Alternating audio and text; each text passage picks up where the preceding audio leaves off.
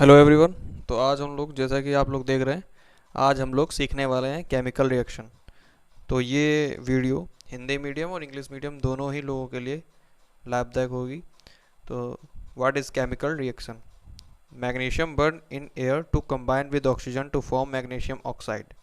इस ये कह रहा है, जब भी हम मैग्नीशियम को बर्न करेंगे तो हवा में वो कंबाइन होके ऑक्सीजन के साथ मैग्नीशियम ऑक्साइड बना देगा।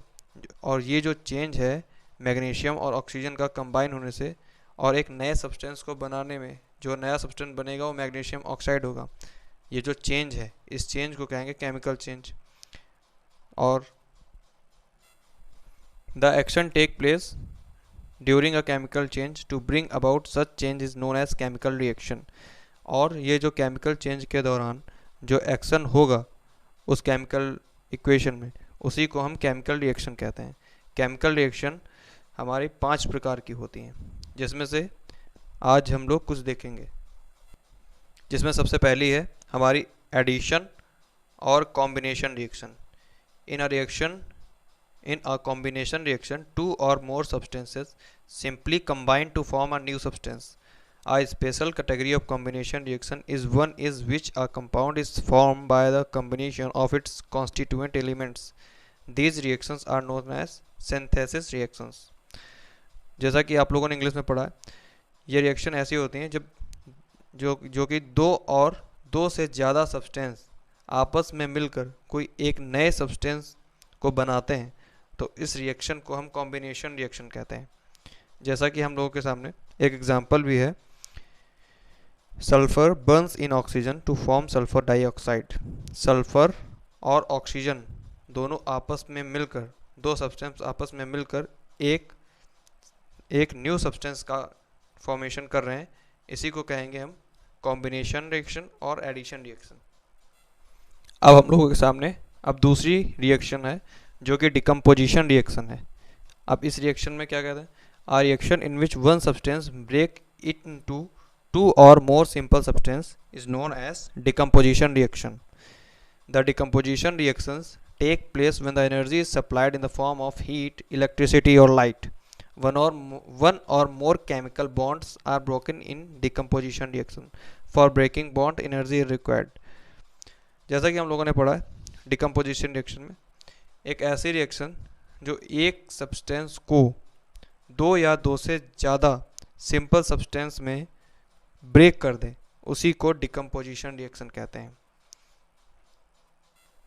और जब भी इस रिएक्शन में, इस डिकम्पोजिशन रिएक्शन में हम कोई भी एनर्जी को सप्लाई करते हैं तो वो हीट, इलेक्ट्रिसिटी और लाइट के फॉर्म में करते हैं।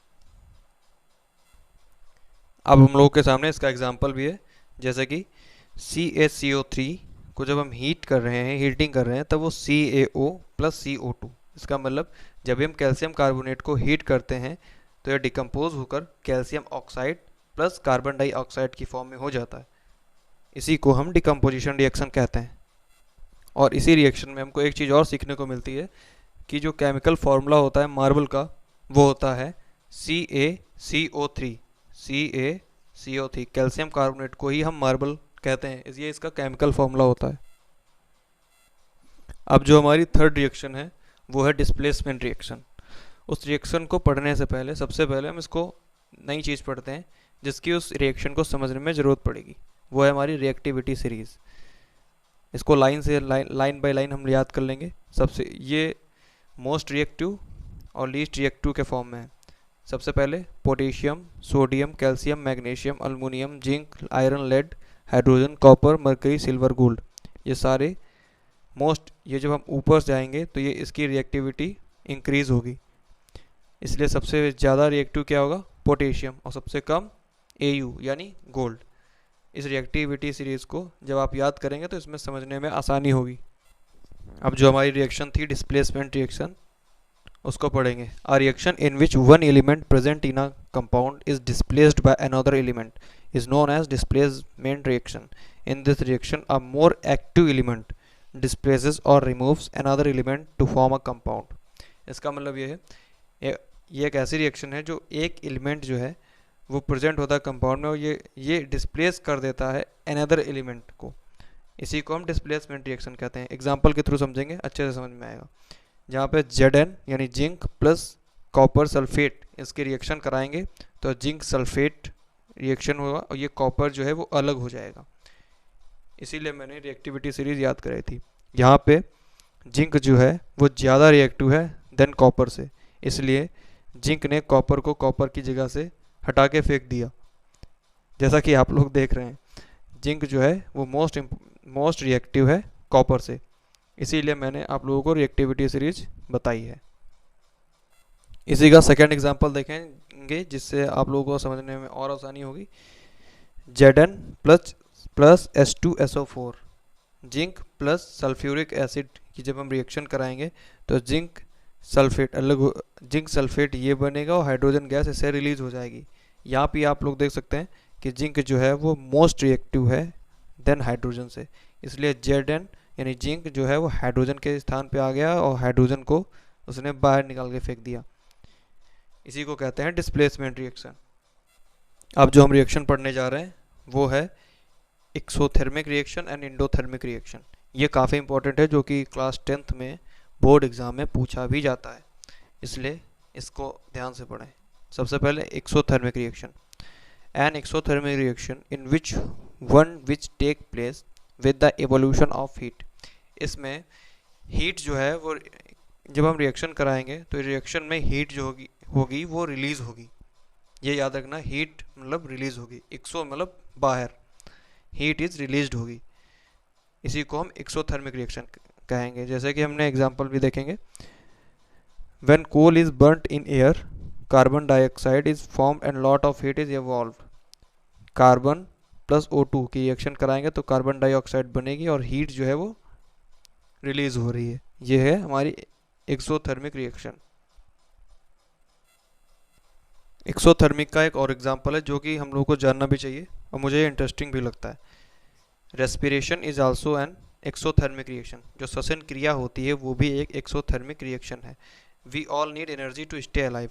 हम सभी को एनर्जी की ज़रूरत पड़ती है, आवश्यकता पड़ती है जिंदा रहने के लिए। फूड प्रोवाइड्स अस एनर्जी, और वो एनर्जी जो है वो फूड हमें प्रदान करता है। During digestion carbohydrate found in rice.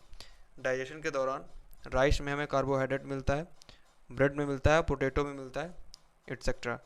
और ये जो है वो आसानी से टूट के ग्लूकोज के फॉर्म में बनता है। Blood transport glucose to all cell of the body.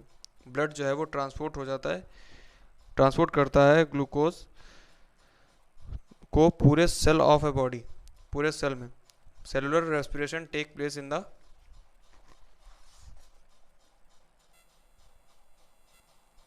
each living cells where glucose is oxide to release energy and CO2 and H2 are formed।